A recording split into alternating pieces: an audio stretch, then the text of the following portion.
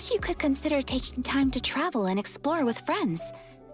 Inazuma will soon be holding the magnificent Iridori Festival to commemorate the 5 Kasen. The 5 Kasen were a group of 5 talented poets from ancient Inazuma. It will be an international cultural festival that will leave you with many memories. It is my honor to invite you to attend the festival and enjoy the special events together. Hey, you know I'm down, count me in. I knew you'd be interested, Zach. Greetings, travelers, and welcome to the Genshin Impact version 2.6 special program. Woo. I'm Zach Aguilar, and as many of you already know, I voice Ether in Genshin Impact. And joining me in the tea house today, we have... Hi, everybody. I'm Erica Mendez, and I voice Camisato Ayaka. Hey, everybody. I'm Chris Hackney, the voice of Ayaka's brother, Camisato Ayato. Sweet. So great to have you guys. Thanks. And looks like I get to be a part of the Camisato clan today. You can be our annoying little brother. Yeah, we'll see about that. Hey, guys. So, I know Erica has made a brief special appearance before, but this is our first time officially having you both as hosts for a special program. Yeah, I did a little tour guide-ish segment back when we were showing off the Inazuma locations, so it's really cool to be able to be a part of the gaggle of people at the table this time. I'm excited. This is my first time being here, and I think this is the first time we get to introduce everyone to Camisato Ayato, so I'm stoked. Yeah, oh my gosh, I'm so excited to have you guys and just to be able to do this. Let's get right into it, because we've got a lot of exciting new content to cover today. So how about we get things started with a first look at the trailer for version 2.6, Zephyr of the Violet Garden. Ooh.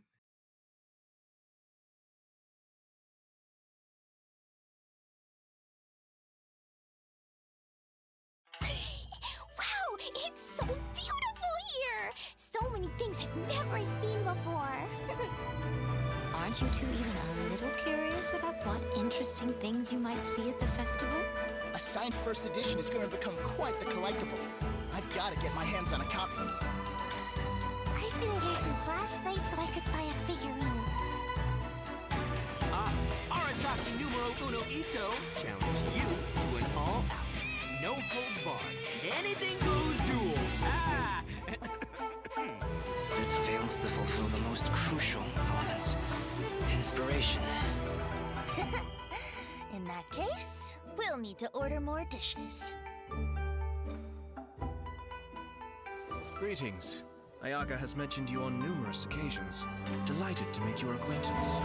I am head of the Camisato clan, Camisato Ayato.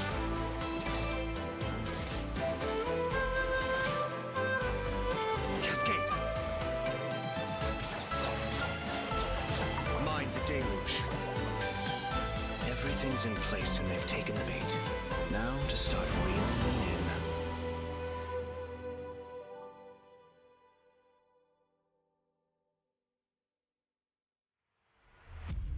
If my suspicions regarding the portal network are correct, then the fact that there is a portal leading here tells us that the Abyss Order has their eyes on this location. As the heli-drills go in, they never emerge again. Everyone's driving themselves crazy worrying about it. Maybe whatever's going on in the chasm really is connected to the Abyss Order. A whole city that's floating in the air! Upside down? More than one kind of strange power exists here. That it's highly likely that even as we speak, the Abyss Order is watching our every move.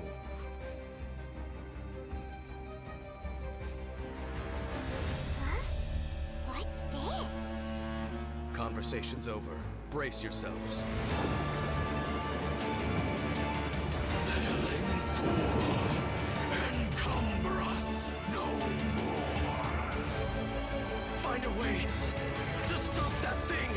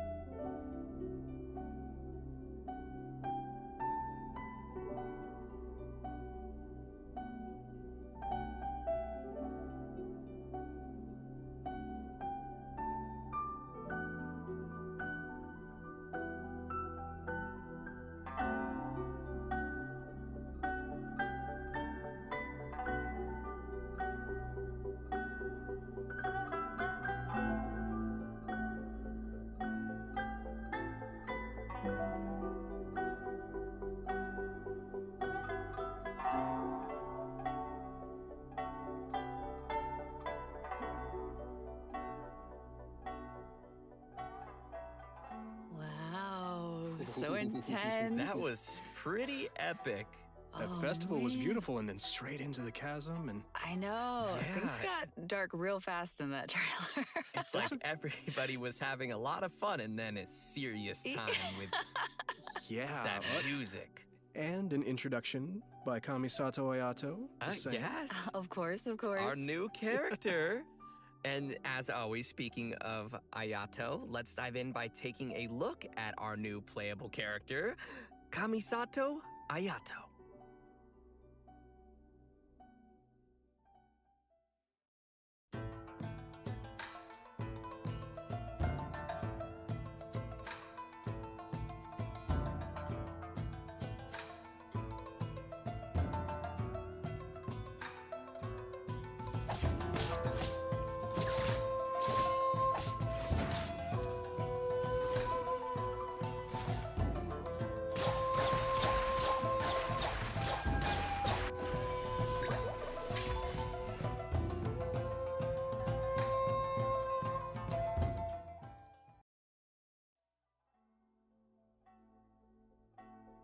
Most people hunker down against a strong headwind.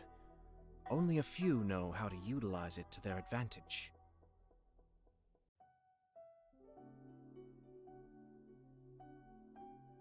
Ooh, looking pretty Wow. sleek. That voice, though. Crazy sound great. Powerful yet elegant. Just saying. Oh, man. His moves look so cool. The elemental burst, right? Yeah. That like flashy thing in there. That's so cool. Love it. I love his elegance as he fights and moves. Really, all of his animations feel very elegant to me. And Yeah. did you guys catch him drinking boba tea too? Now look, man, anytime's a good time for boba. Just saying. I agree, but wait, where did you even get that from? Shh. Come on, Kamisato boba? family. No, Kamisato family secret. What? Huh?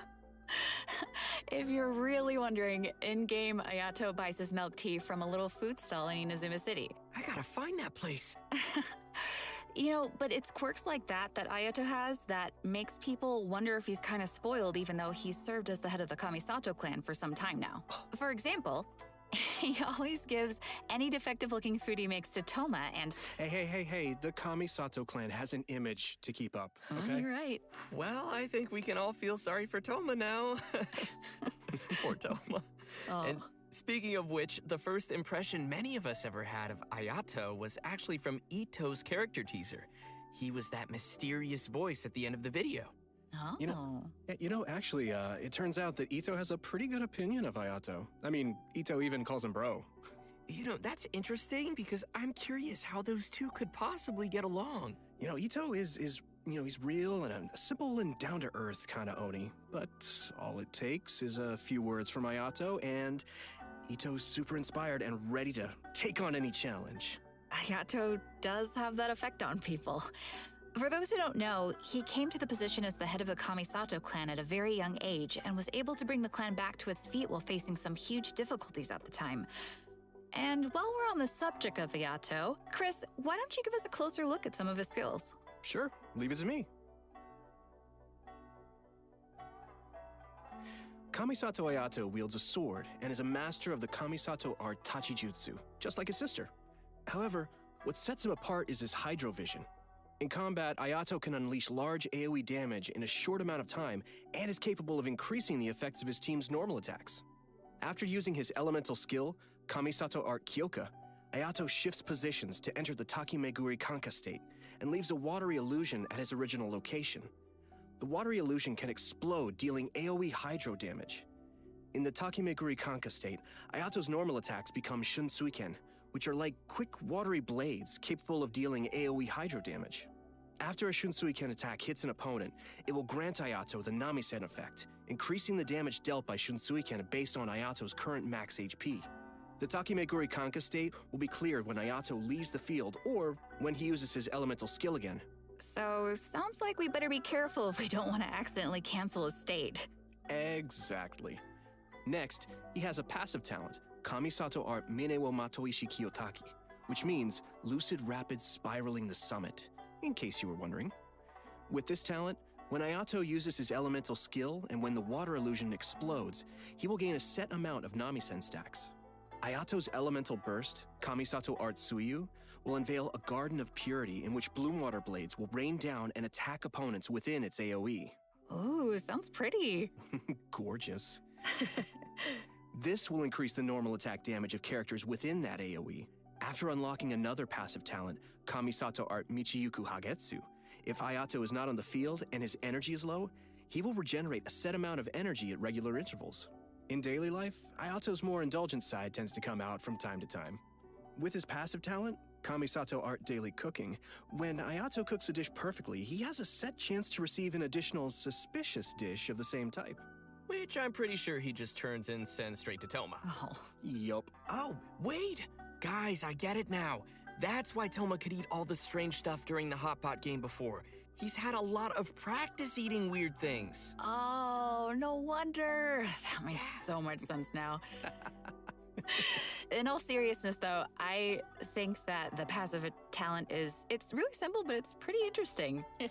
All right, so let's talk about how travelers can get Kamisato Ayato in the new version. Yep, it's time to dive into the coming event wishes. Ayato will be available for the earlier part of version 2.6 via the Azure Excursion event wish. At the same time, Venti will also be available via his own event wish called Ballad in Goblets. All right, we're getting another Venti rerun! Yeah! And that's not all. In the later part of version 2.6, Kamisato Ayaka will be returning for her first rerun. Ooh! Yeah! As for the new weapon event wish, travelers will see an all-new Inazuman 5-star sword called Haran Geppaku Futsu. So be sure to keep an eye out for that as well. In version 2.6, Kamisato Ayato's very own story quest, Cypress's Custos chapter, will also be available for travelers to play through. As the Sakoku decree has been lifted and Inazuma is welcoming in a new era of progress, the Tenryo and Kanjo commissions are presented with a rare, joyous occasion. But beneath the surface of this happy time, trouble is stirring. As head of the Yashiro Commission, Ayato will find himself in an unusual position. Everybody can look forward to exploring all of this amazing new story. Wow. Yeah, it's gonna be really cool, especially the Traveler and Ayato meeting for the very first time. Yeah! Yeah, that's gonna be so exciting. If you're looking forward to playing this new story quest, then just remember to save up those story keys. You know I will. All right, now that we've seen the new character coming our way, let's jump into the all-new area travelers will be able to explore in version 2.6. In our previous special program, we gave everyone a sneak preview of the new area called the Chasm. Ooh. Let's watch a quick trailer to see what travelers can expect to encounter during their adventures in this new area. Let's go.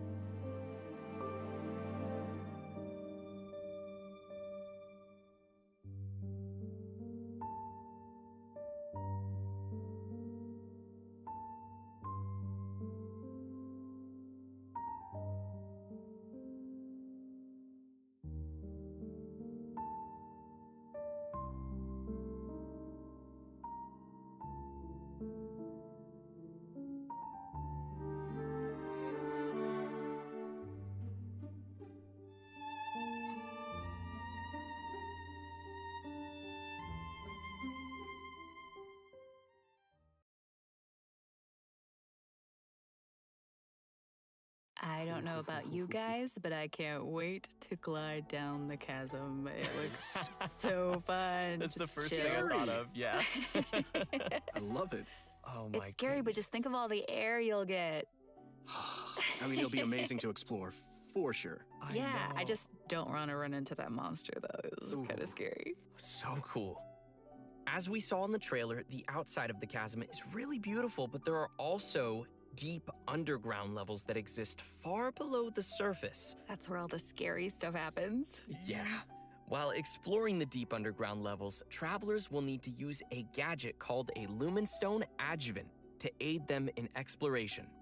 This gadget will illuminate the darkness, allowing everyone to explore even the darkest of places. Oh, okay, so that'll make it a little less scary then. Travelers will be able to enhance the Lumenstone Adjuvant to increase its capabilities. Doing so will also allow travelers to explore more efficiently and will even grant us a variety of rewards, including a 4-star weapon billet and an all-new name card. Wow. Nice. In the chasm, travelers will also discover a brand new artifact domain called the Lost Valley. Inside the domain, you'll discover a mysterious environment as boundless and majestic as the chasm itself. Completing the challenge in this domain will award travelers with artifacts from the Vermilion Hereafter and Echoes of an Offering artifact sets. And what would be a new area without some new story content? Yay! In addition to everything we've covered so far, a whole new storyline will be taking place down in the chasm. It's gonna be cool. Yes. With version 2.6, the new Archon quest, Requiem of the Echoing Depths, will become available for travelers to continue their adventures. Everyone who's been following the story of our favorite twins will definitely be excited for this one, me included. And if that isn't enough, the one and only Dainsliff will also be making another appearance during the story. Oh, it's been a pretty long time since we've seen Dainsliff. Yeah, totally. And in this storyline, travelers will be meeting up with Dainsliff in the dark depths of the chasm to investigate some ancient ruins together. Throughout the quest, we'll be learning a lot more about Conria as well as the Abyss. It will be a truly unforgettable adventure as we will uncover secrets of the past together. So you're saying it'll be a bit of a cliffhanger? Switch it dead! And in addition to the Archon quest and world quests, there are still many mysteries that remain hidden in the depths of the chasm. There will be much more for travelers to experience in the chasm with future version updates, so please look forward to that. I know I will. But this seems like a pretty good time to pause for a moment and take in everything we've seen about version 2.6 so far. Yeah, and get some Primo Gems. Oh, Yes. agreed. Sounds good to me. Ready, everyone? Here you go. Yes!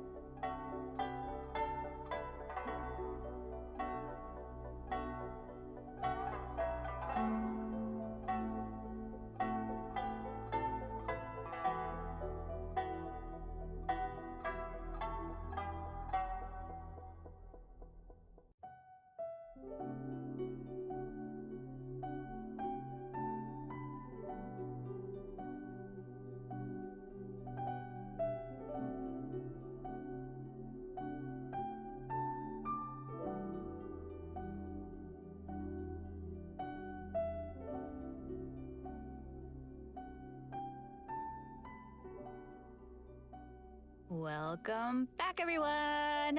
Next, we'll be introducing a new event for everyone called Hughes of the Violet Garden. Ooh. Yeah, that's right. So, as we mentioned at the start of the program, there will be a festival taking place in Inazuma.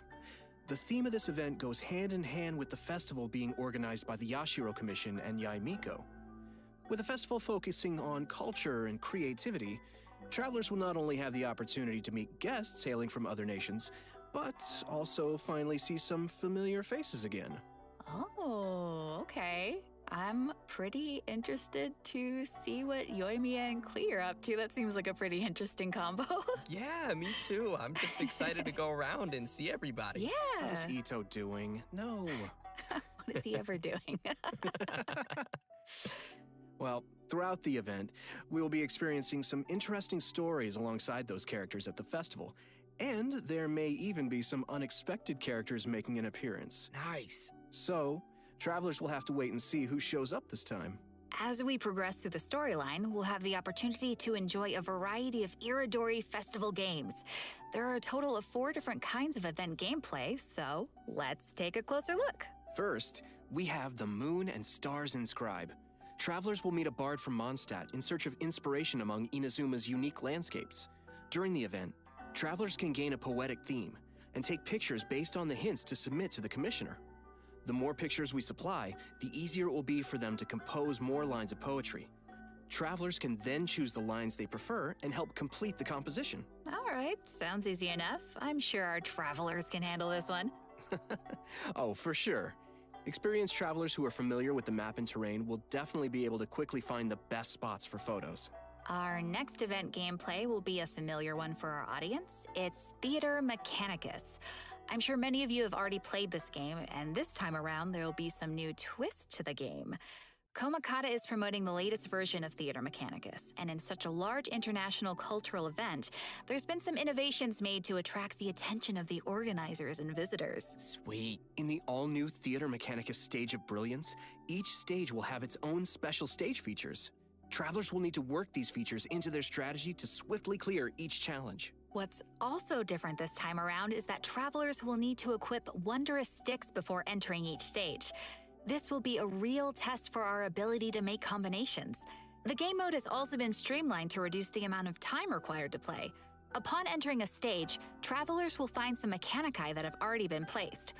You may choose to modify or dismantle them, or build more mechanici around them to create optimum combinations that will swiftly handle enemies coming your way. Cool. Our third event mode is called Clash of Lone Blades, which is an all-new challenge centered around sword fighting. Ooh. After unlocking this game mode, a new duel against a swordmaster with unique abilities will unlock each day. During the challenge, players will control the traveler and will be unable to use their elemental skill and elemental burst, but instead can use an all-new parry mechanic. Performing a parry will allow you to take a defensive stance and reduce incoming damage.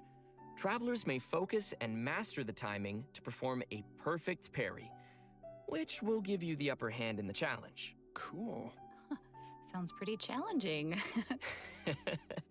It's also worth mentioning that our final and strongest opponent for this challenge happens to be someone who had no choice but to join the competition due to difficult financial circumstances. It turns out they are just an average store owner with their hearts set on winning that prize money. Who would have guessed you'd find such tough opponents from just in town? Travelers should get ready to take on opponents in one-on-one duels. Oh, and last but not least, we have an Ikebana event called the Floral Courtyard. In this event, travelers will need to follow a florist's themes to create a specific floral courtyard. A courtyard is comprised of different parts, with each part having different materials to choose from. After completing a theme, travelers may actually use the courtyard they receive and place it in the Serenity Pot. Ikebana is an art form, so when travelers are creating a floral courtyard, they need to incorporate their own interpretation of beauty. So what you're saying is, if your courtyard is looking ugly, then you're probably doing it wrong. I see you. Speaking of Ikebana, Ayaka is the sponsor behind the Ikebana event. You know, Ayaka's very skilled at Ikebana. Of course he is. You know, she invests in the promotion of this event every year, and that it's one of her greatest joys. Yep, that sounds like Ayaka. And that's about all we can share about this event for now.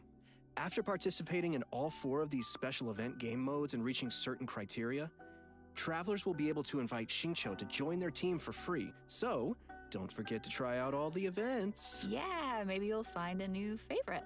Yeah, give them a shot. Everyone should be sure to have a good look around the festival. The streets of Rito will be specially decorated throughout the Iridori Festival, so everyone can enjoy the lively and exciting atmosphere. That's right. This is one festival you won't want to miss. Oh no. I won't. Version 2.6 will also be featuring an event for travelers who enjoy spending time in the kitchen. The event is called Spices from the West. In this event, a person from Sumeru is visiting to do research on seasonings. She hopes to find someone who can help her conduct her research by making seasonings according to recipes and taste test dishes using these seasonings. You know, If there's food involved, I'm sure Paimon won't be far off. It's me, Paimon, and I'm hungry! Oh no! New seasoning recipes will gradually unlock over the course of the event, and all the recipes will be available before the event ends. When you begin making the seasonings, the needle on the slider will move back and forth from edge to edge. Follow the instructions given on the recipe and press the button as the needle points to the corresponding ingredient to add them to the pot. And just as a reminder to everyone, there is a limit to the amount of mistakes you can make while creating a seasoning, so be sure to make the best of each chance with as little mistakes as possible. Otherwise, you'll have to start over again. Add the correct number of ingredients before you use up all your attempts, and you will succeed. So, Zach, Yeah. what you're saying is for this event, the pressure cooker is on. I had to, I'm sorry.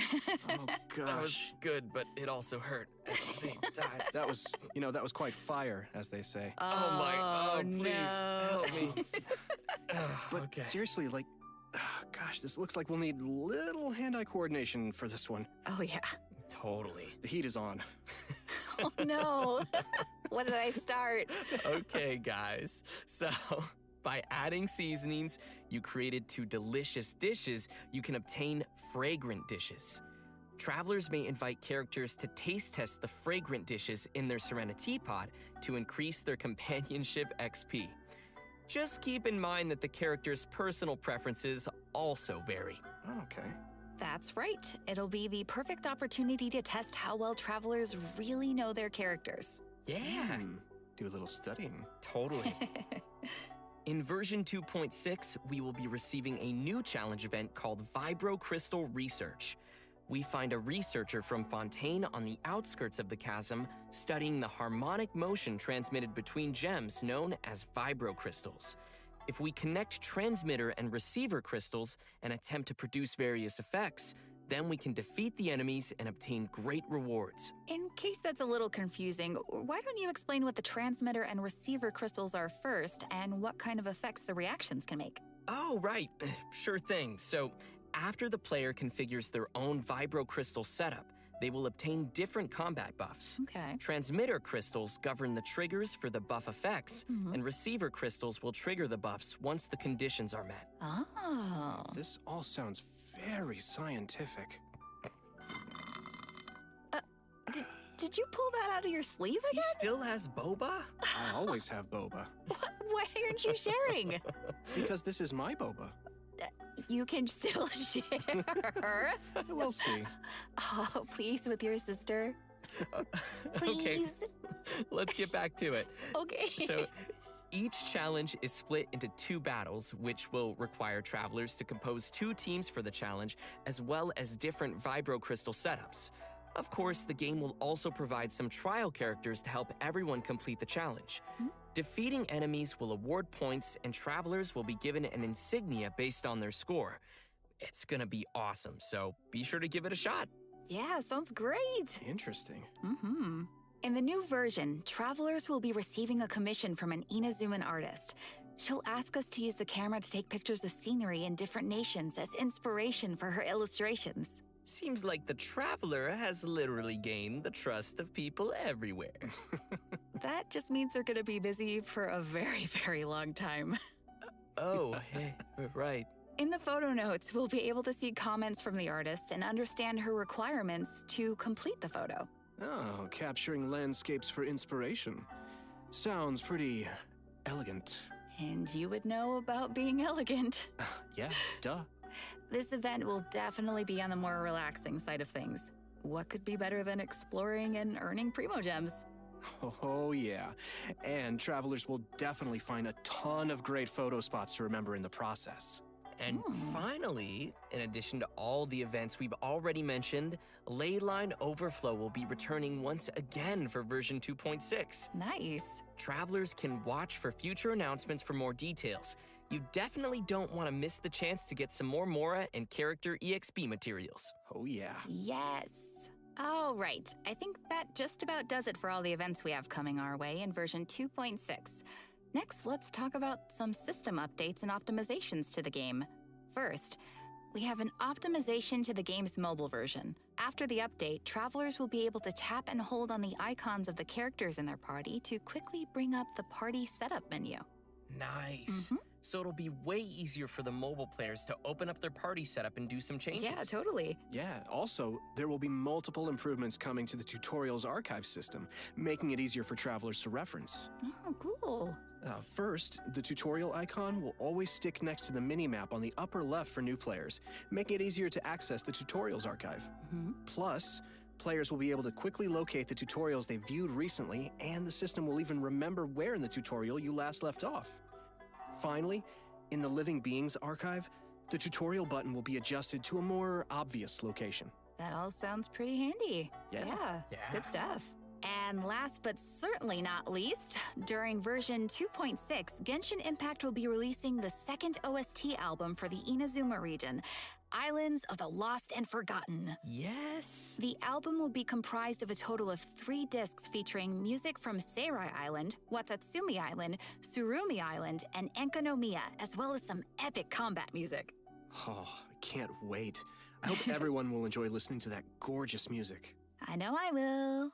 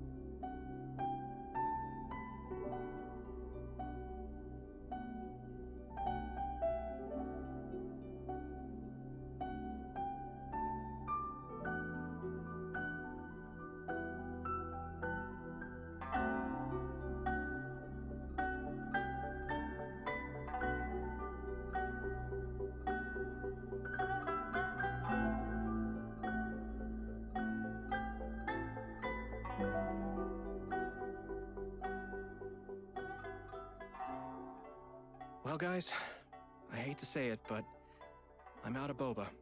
Oh, and we've come to the end of the version 2.6 special program. No! What? I was just gonna ask you for some boba. Sorry, all gone. I thought you kept so many in your sleeve. What No, happened to they're all all in of my- them? They're in my tummy. Oh. You could have shared. But as Ayaka would say, I only wish life could be as leisurely as this a little more often. I know, right? But hey, it won't be that long before the next version drops. that's right. True. So, I'm really excited for everything. I'm excited for everybody to meet Ayato. I'm really excited to explore the spooky chasm. Man, there's a lot of cool stuff coming out in this version. Yeah, I'm also, of course, looking forward to Ayato. I finally get to meet my brother, which is super exciting for me. I also am really looking forward to the soundtrack just because, oh man, the music in this game is so good. Yes. It'll be cool getting to, just chill out and listen to it. And oh man, I just can't wait. Yeah. And not only am I excited for the Chasm area, but also the story. I'm curious to see what Dainsleif is doing back and how the Traveler will interact with him. And also, you guys rocked this special program. It's been so much fun doing this with you. Thanks. Thanks, buddy. It was super fun. Yeah. So the new version will be landing on March 30th. Be sure to mark your calendars and be ready to play. And we hope everyone will enjoy all that 2.6 has to offer. I look forward to seeing everyone enjoy the festival in Inazuma. Yeah. And just a reminder, travelers can keep an eye out for future official announcements for more information on the coming version. All right, well, that's it for us today. Thanks, everybody, Thank you. See you in game. Thanks, guys. See ya. Bye. Bye.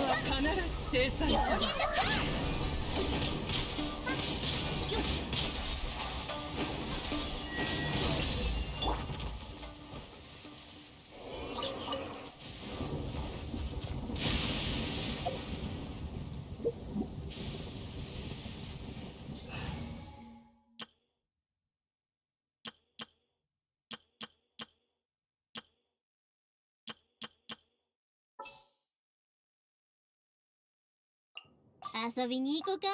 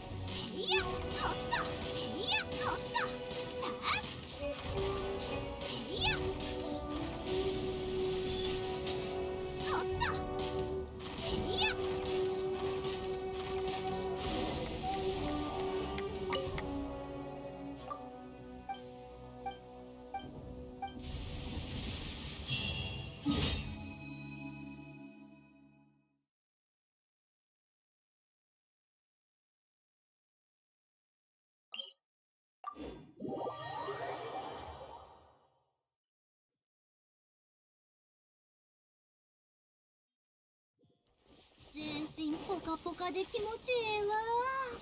浮いとるみたい。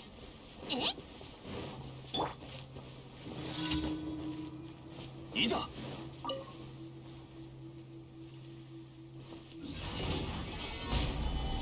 くらえ。気ぃつけるで。やっふっ。さあ、裁きの雷。祭りの開始や。くらえ。みんながそばにいて。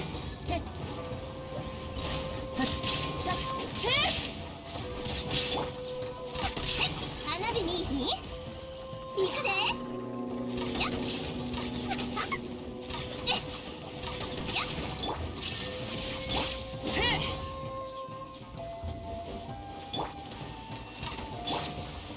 剣女盤石。よし、逃げ道はありません。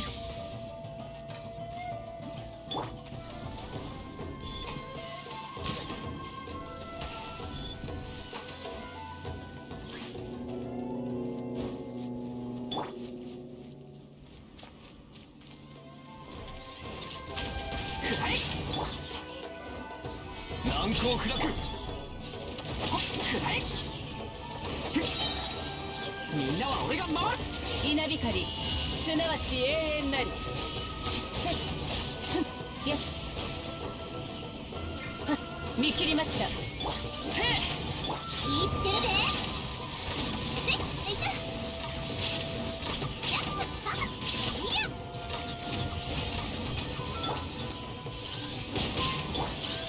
断山八九。みんながそばにいて。逃げ道はありません。火の用心。せっ、やっ。行くで。で。ふっ。おっと。やっ。で。くらえ。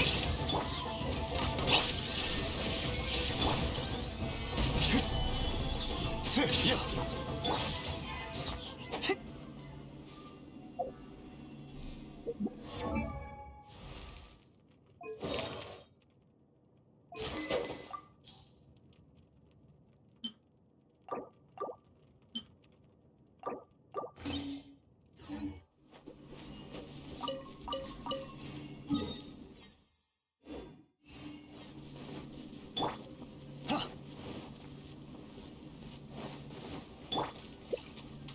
険だ冒険。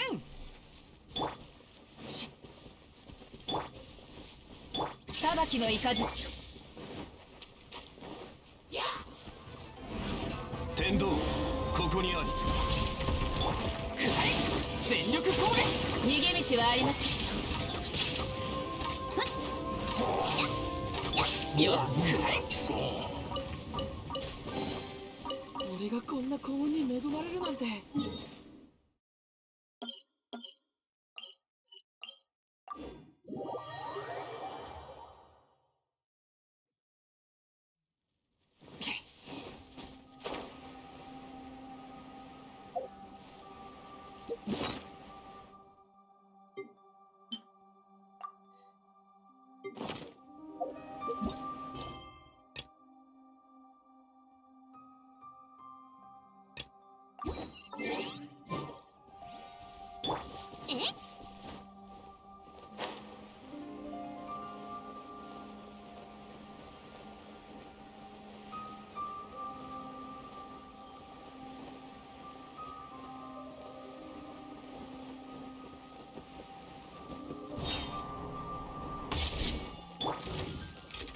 燃えろ燃えろ。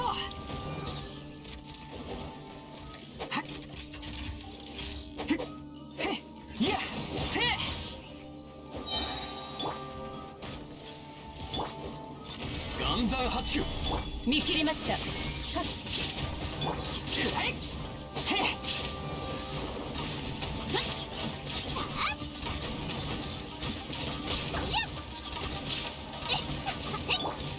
きの雷。剣女盤石。みんながそばにいてくれ。天理チョーク。気ぃつけるで。祭りの開始や。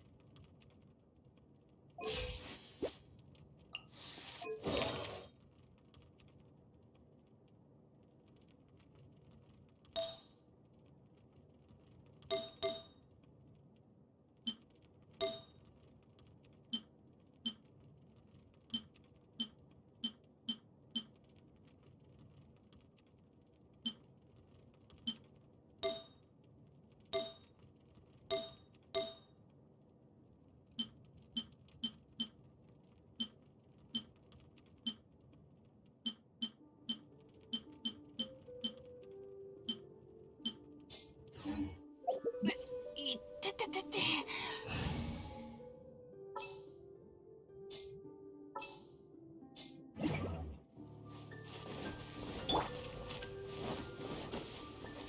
いざ。はっ。いざ。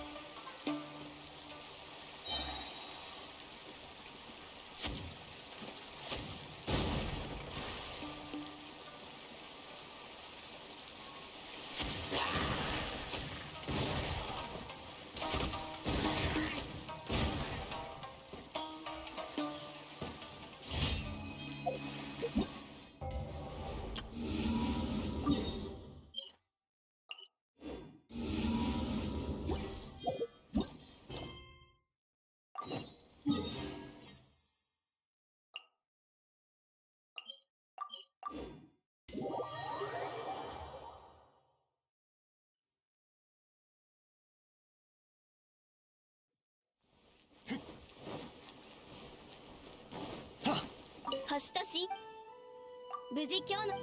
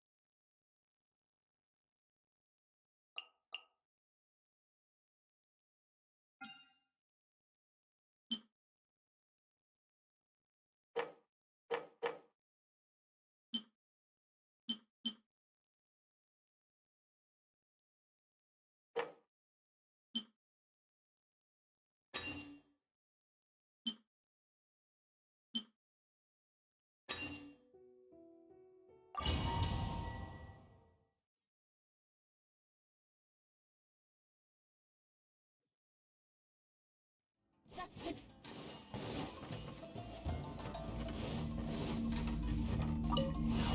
げ道はあります。行くぞ。はっやっはったはっふんやっへっほっはっふんやっ失礼。前へはっ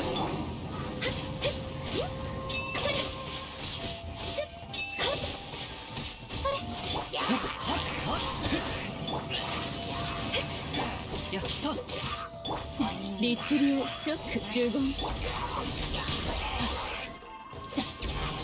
ーフェクト律令振動の権限霹靂先陣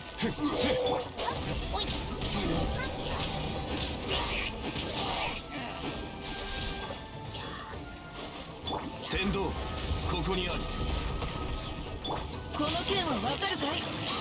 話が通じないなら叩くまででしょう。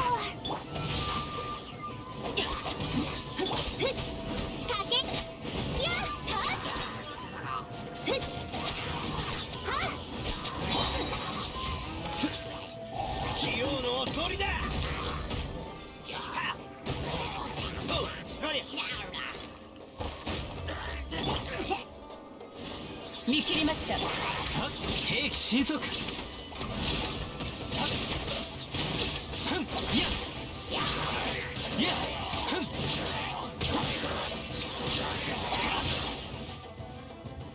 ん痛いから我慢しろよ。雪を前せいやっ前それ神里流消滅ちょっと律令震えなさい。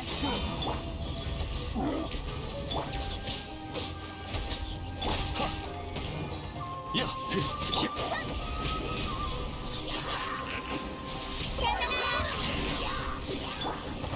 難攻不落たふっはっや天道万象歌よ西となくはっ熱々でしょ。ふっやっそれはっはっふっふっはっはっね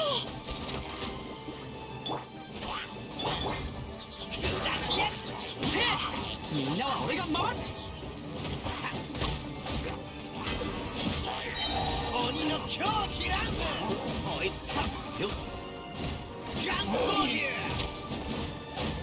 ーどりゃあら裁きの雷へっふんやっはっ隙を見せるのはほんの一瞬だ。やっはっ兵器神速踊りなさい。風の行く先を雲が借りなく時それ失礼はっはっそれすっ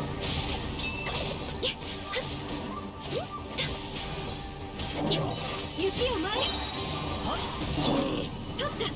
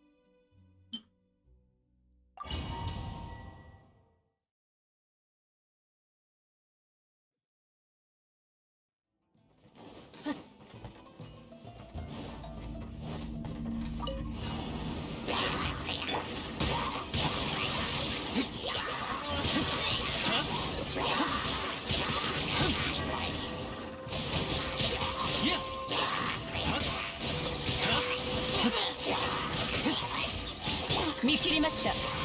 無我の境地。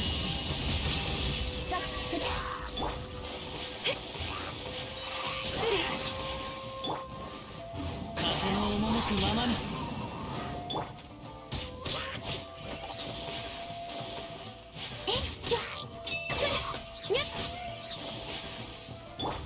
チョック呪言律令許さない。パーフェクト。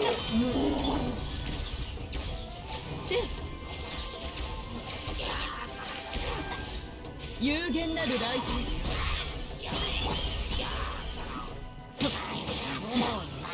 お触り禁止。風雪の縮図。創世の術冥王形成。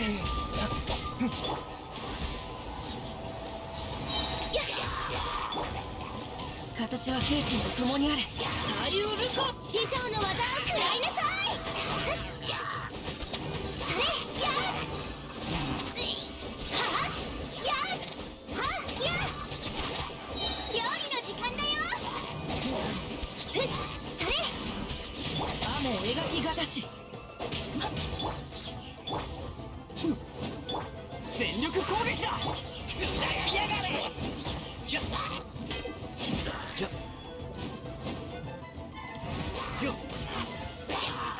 器用の鳥だ。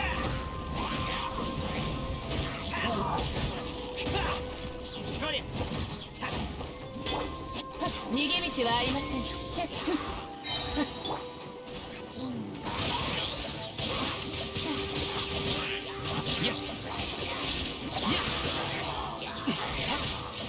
痛いから我慢しろよ。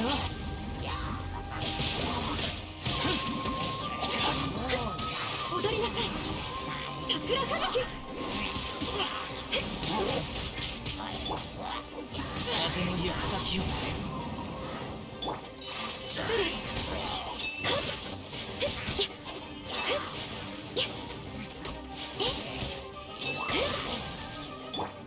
風の赴くままに。チョック律令呪言。はっ震えなさい。律令。諦めて。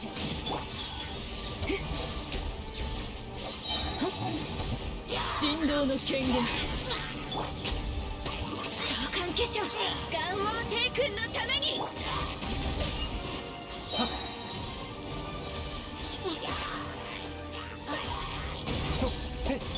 お触り禁止。今こそ誕生の時。と瑠璃のように落ちなさい。この剣はわかるかい。股間奥義。雨描きがたし。話が通じないなら叩くまででしょう。はっやっやったっシュナンザかっこ悪いぞ。燃えろ。みんなは俺が守れ。鬼の狂気乱舞。オラオラオラ。じゃ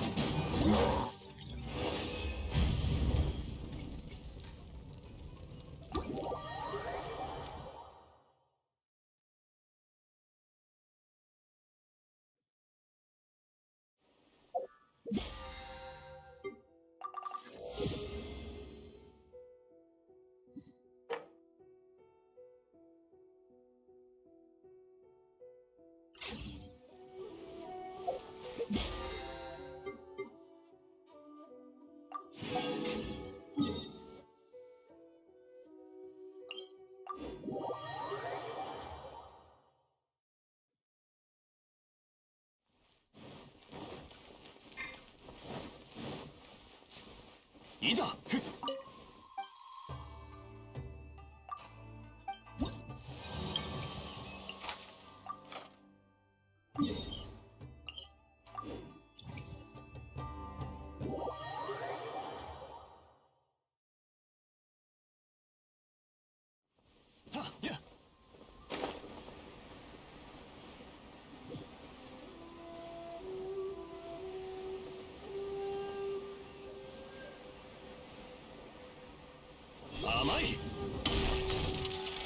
山八九。みんながそばにいて。火の用心。やっ。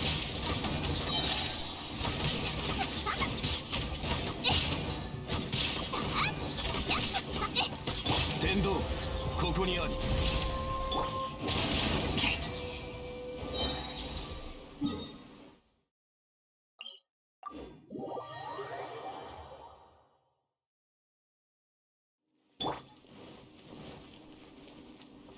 いざ。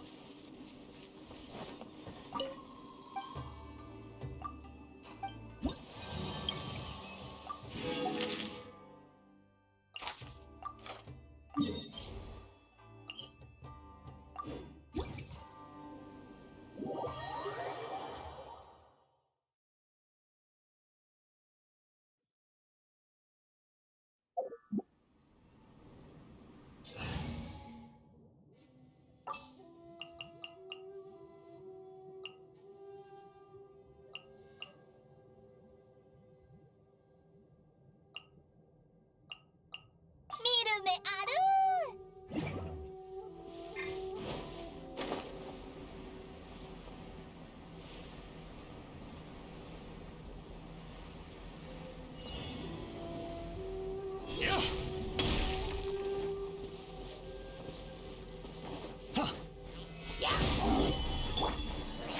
風の行く先を。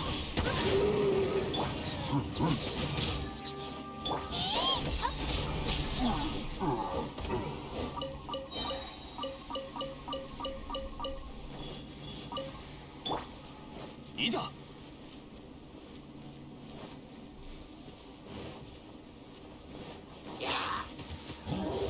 難攻不落。バーディクト。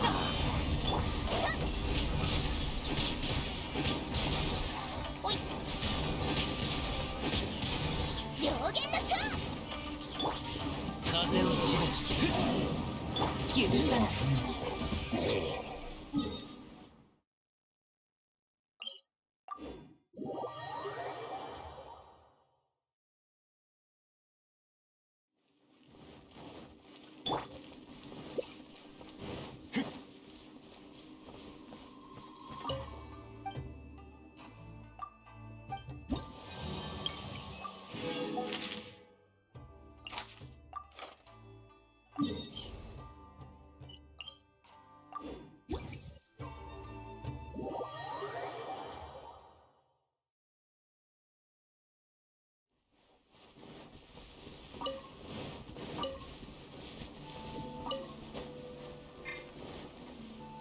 いざ。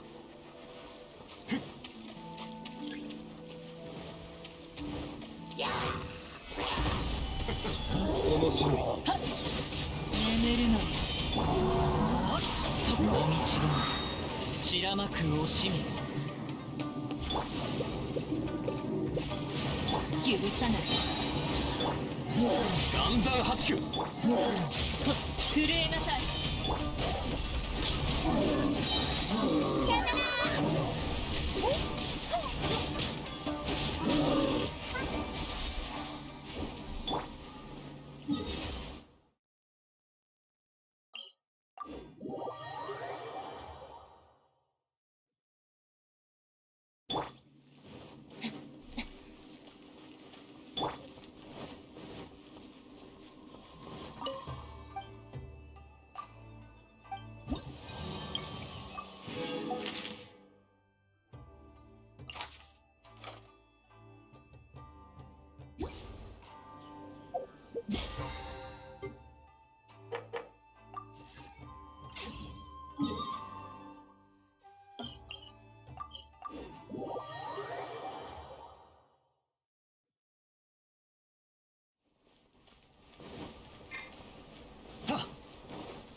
星とし。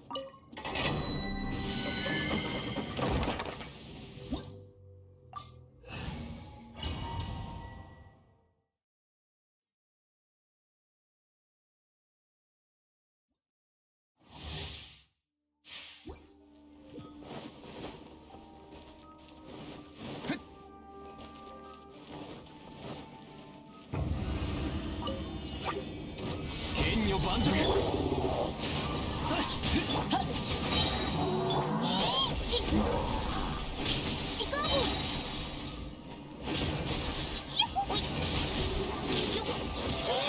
パーフェクト。難攻不落。風よ。はっ。そこだ。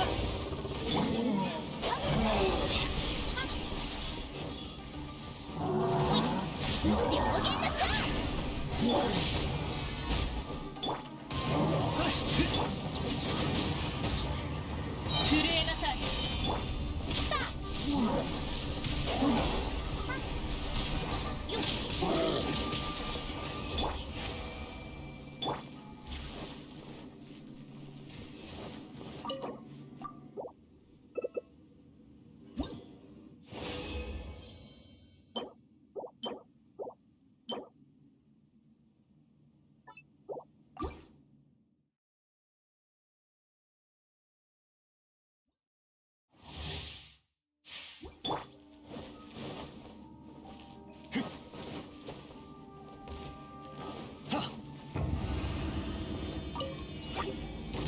剣女盤石。風の行く先よ。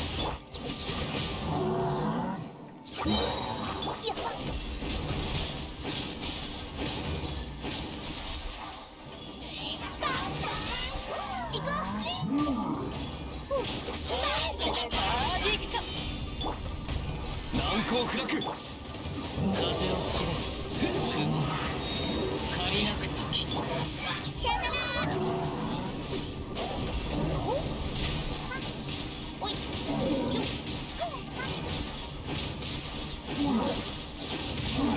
許さない。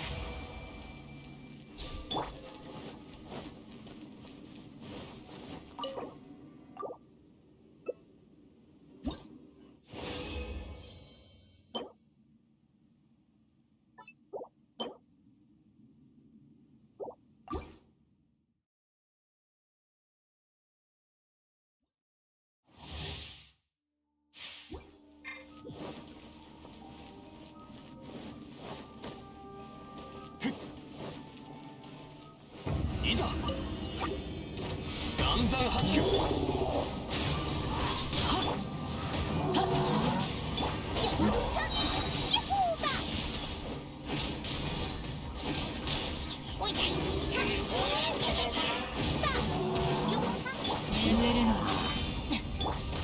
剣女盤石。風の行く先を。いってらっしゃい。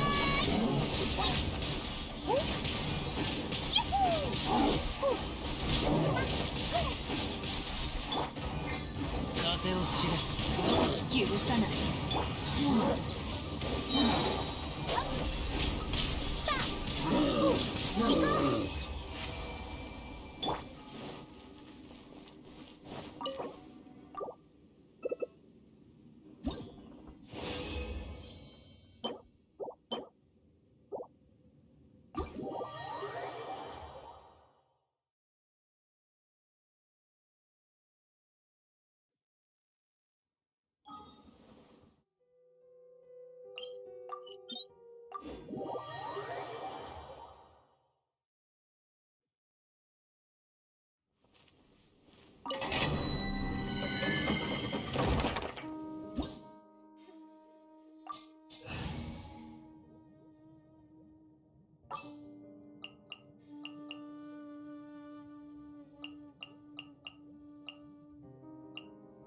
やっとわらわのことを思い出したか？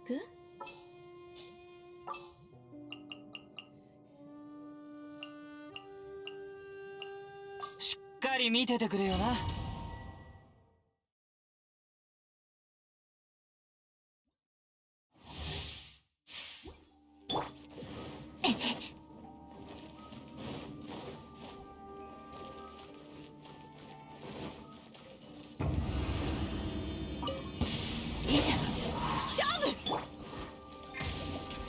呪言チョック呪言。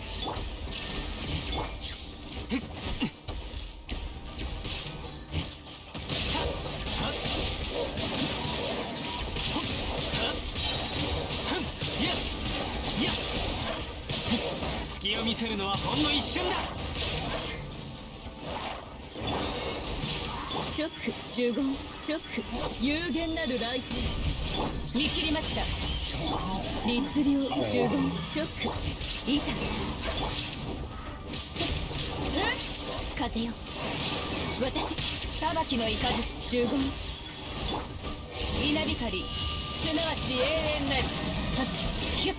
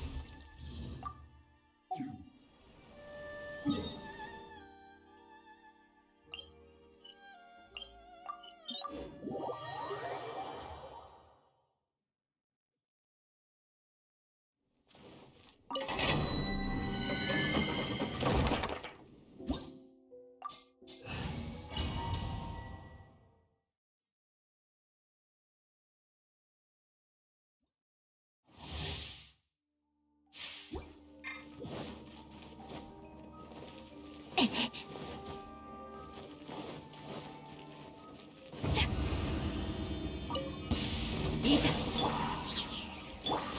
ヒュッ律令直律令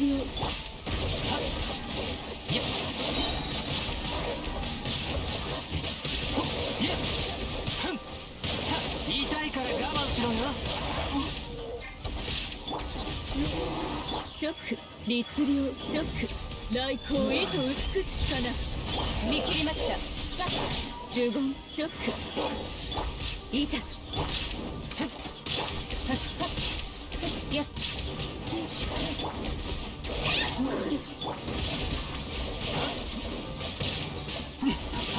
律令直ここより弱滅の時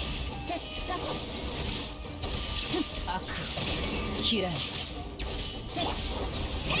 風の神よ我らを導きたまえ。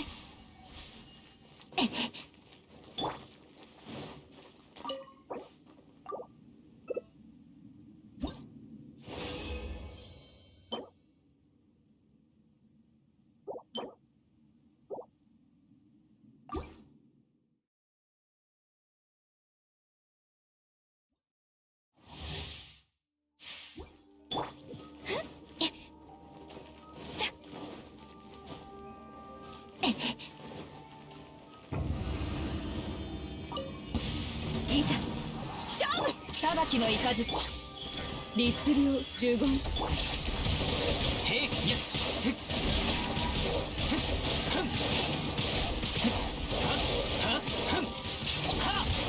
隙を見せるのはほんの一瞬だ。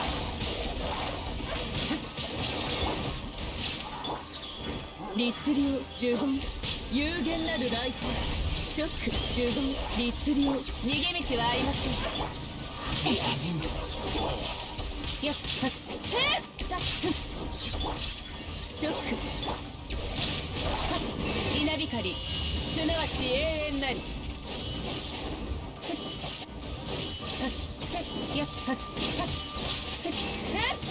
風よ、私に応えるのだ。ひゅっ。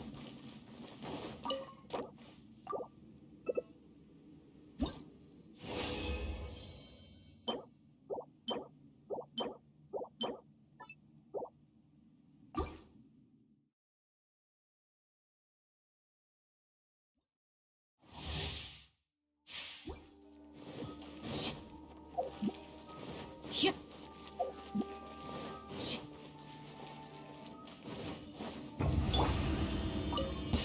いざしょ見切りました。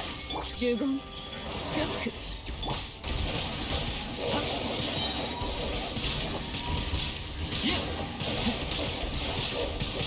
痛いから我慢しろよ。兵器しや呪言律令来光意と美しきかな。逃げ道はありません。いざしょ呪言チョック。やいざ兵器神速ややや姿を残す無我の境地。剣に誓う。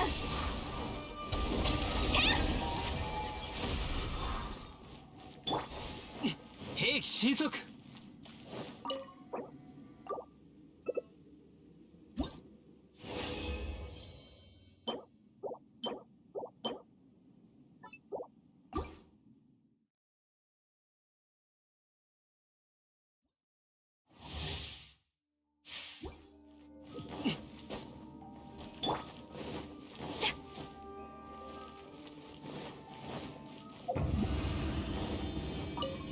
いざしょ裁きの雷呪言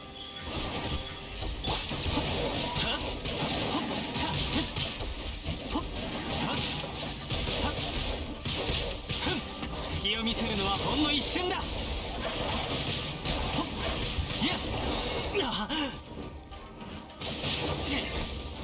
律令呪言見切りました。有限なる来店律令チョック。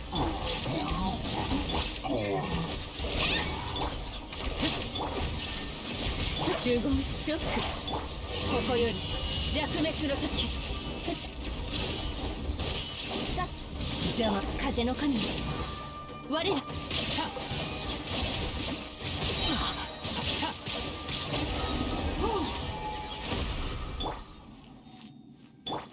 ひゅっ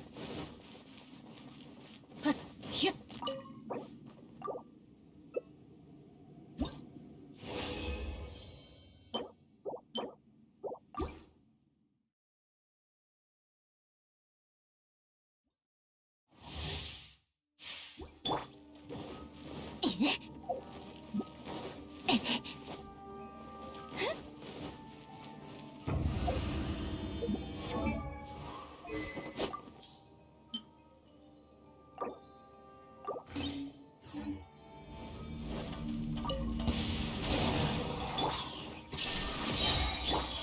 律令呪言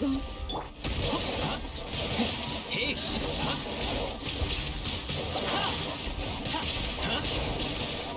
痛いから我慢しろよ。油断した。チョック律令呪言来光意と美しきかな。律令呪言裁きの雷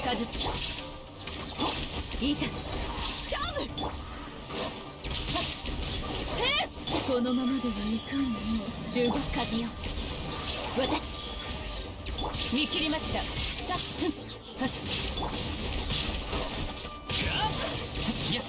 ほったはやいざ稲光すなわち永遠なり。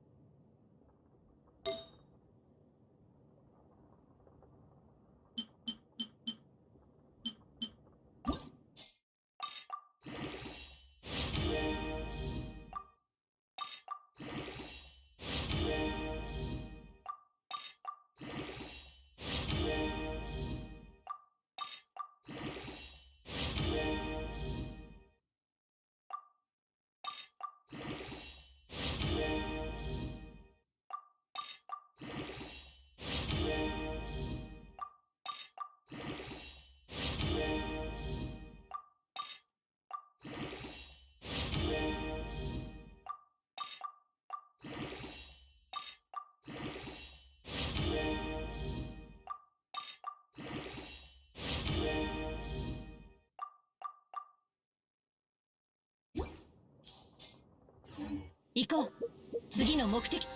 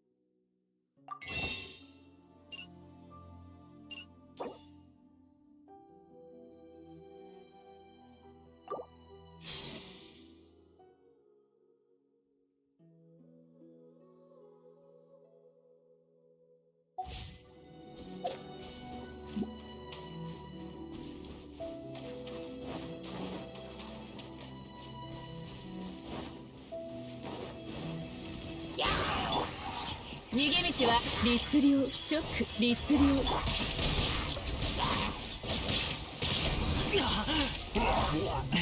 面白い。